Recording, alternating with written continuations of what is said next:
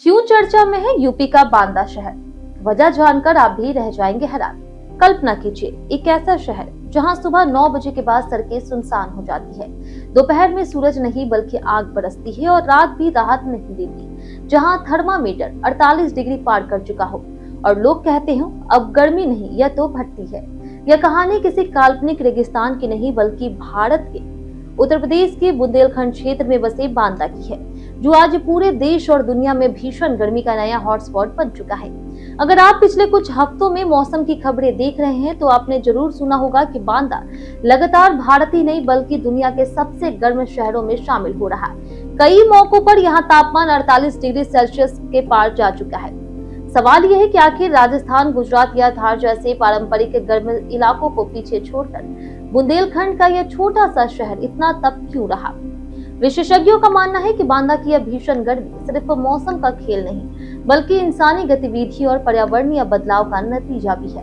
पिछले कुछ दशकों में इस इलाके की प्राकृतिक संरचना इतनी बदल गई है कि यह धीरे धीरे एक हीट सेंटर में बदल गया है। सबसे बड़ी वजह है प्राकृतिक संतुलन का टूटना। बांदा और आसपास के इलाकों में पेड़ की अंधाधुंध कटाई हुई।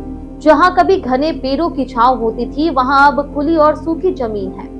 यह जमीन दिन भर सूरज की गर्मी को सोखती है और रात में भी उसे छोड़ नहीं पाती, जिससे तापमान लगातार ऊंचा बना रहता है। दूसरी बड़ी वजह है जल स्रोतों का खत्म होना। पुराने समय में बांदा में कई तालाब, छोटे जलाशय और नदियों के किनारे हरियाली होती थी, जो प्राकृतिक रूप से तापमान को नियंत्रित करती थी। लेकिन समय के साथ यह जल स्रोत या तो सूख गए या खत्म कर दिए गए। कि नदी के आसपास बड़े पैमाने पर खनन ने इस स्थिति को और भी खराब कर दिया। नदी की रेत जो पानी को रोक करके जमीन को ठंडा रखती थी, अब तेजी से गायब हो चुकी है। भौगोलिक संरचना भी इस गर्मी को बढ़ाने में अहम भूमिका निभाती है। बुंदेलखंड का इलाका पथरीला और अर्धशुष्क है। यहाँ जमीन दिन भर सूरज की रोशनी को सोखती है और रात में पूरी तरह से ठंडी नहीं हो पाती। ऊपर से थार रेगिस्तान से आने वाली गर्म हवा इस इलाके को और ज्यादा तपने पर मजबूर कर देती। इसके अलावा खेतों में जमीन का इस्तेमाल पैटर्न भी बदल गया है। कटाई के बाद लंबे समय तक खेत खाली रहते हैं, जिससे बड़ी मात्रा में खुली जमीन सीधे धूप के संपर्क में रहती है। यह खुली जमीन गर्मी को और बढ़ा देती है, जैसे पूरा इलाका एक विशाल हीटर बन गया हो। पिछले कुछ वर्षों में यह स्थिति और गंभीर हो गई। रिपोर्ट्स के अनुसार बांदा कई बार दुनिया के सबसे गर्म शहरों की सूची में टॉप पर रहा। यहाँ तापमान 45 से 48 डिग्री के बीच लगातार बना है, जो सामान्य से काफी अधिक है। यह स्थिति केवल एक दिन की नहीं बल्कि लगातार कई दिनों तक देखने को मिली। इस भीषण गर्मी का असर अब सीधे लोगों के जीवन पर दिखाई देने लगा। दिन में 10 बजे के बाद बाजार और सड़कें लगभग खाली हो जाती है। लोग घरों में कैद हो जाते हैं क्योंकि बाहर निकलना खतरे से खाली नहीं है। मजदूरों को काम के घंटे घटाने पड़ रही और कई लोग अपनी दैनिक मजदूरी तक छोड़ चुके हैं। किसानों की स्थिति भी अलग नहीं है। अब वे दिन में काम नहीं कर पाते और रात में एलईडी लाइट की रोशनी में खेती करने को मजबूर है। बिजली व्यवस्था पर भी भारी दबाव है।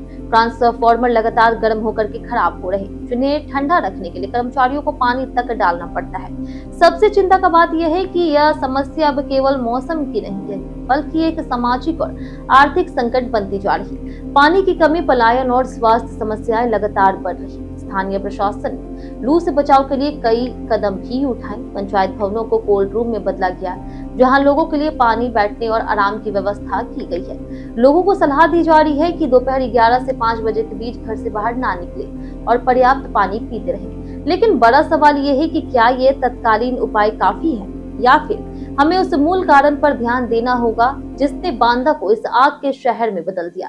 बांदा की कहानी सिर्फ एक जिले की कहानी नहीं, यह एक चेतावनी है कि अगर हमने पर्यावरण और प्राकृतिक संसाधनों को नजरअंदाज किया तो आने वाले समय में और भी कई शहर इसी स्थिति में पहुंच सकते हैं। आज बांदा सिर्फ गर्म नहीं, वह हमें भविष्य की एक तस्वीर दिखा रहा जिसमें प्रकृति से छेड़छाड़ का परिणाम साफ नजर आता है।